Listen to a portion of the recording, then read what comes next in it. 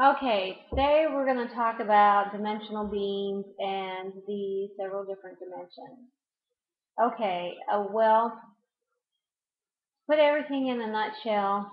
Those gods and angels that we speak of, they were actually higher dimensional beings or beings from other um, places. I don't know if it's different planets or just different dimensions. Okay, so the more that we explore scientifically, the more we find out there has to be a presence of God. And in several texts, it explains that there are the presence of other different beings as well, other than God. So, what I've figured out throughout the years is Um, there are different types of beings. There are what we call the angelic realm, and then we call the demonic realm, and then we have aliens, what we explain to be aliens, and then we have like um, what we have traditionally thought as titans and demigods and gods and stuff like that. I cannot tell you everything, and I don't completely understand everything, but this is what I've seen so far, and this is what I can explain. God obviously made the universe. Now, God began the universe, and maybe he or she put a platform out, like a mainframe on a computer, and created other beings to be co-creationists.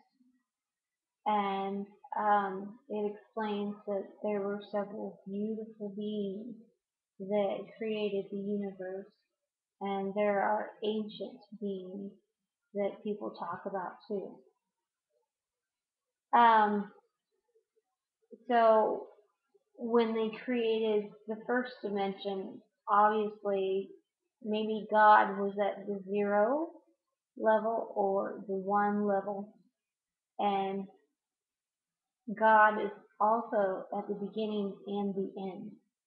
And when they call God the Alpha and the Omega, it's because God is everything, and every little piece that is created around us, even within us, there is a piece of God there. It is His creation. He owns us, so to speak.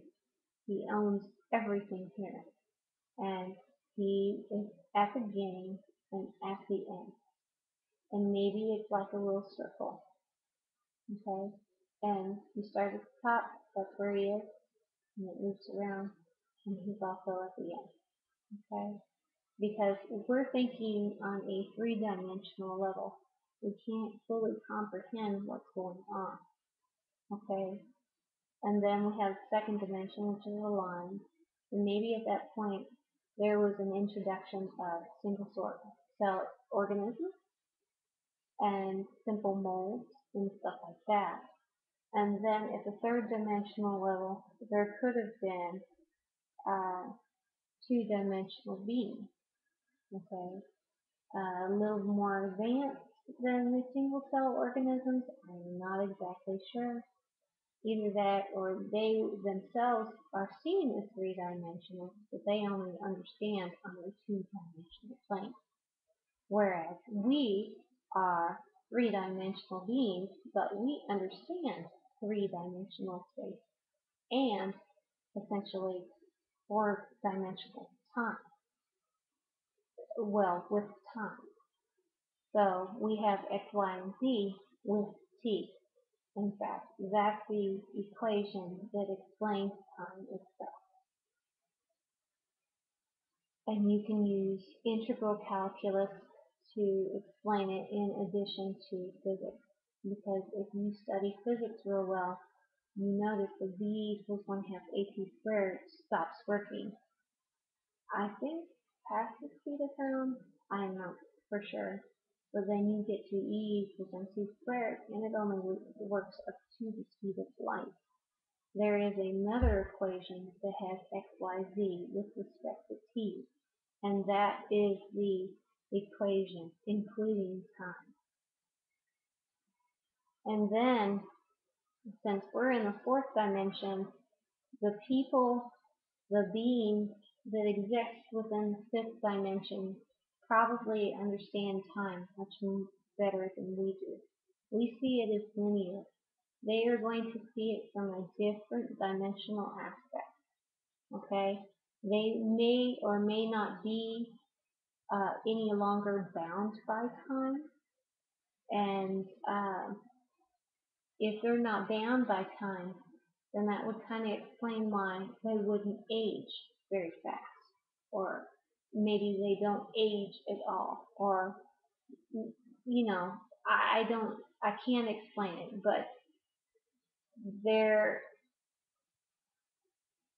I'm making a jump here, okay?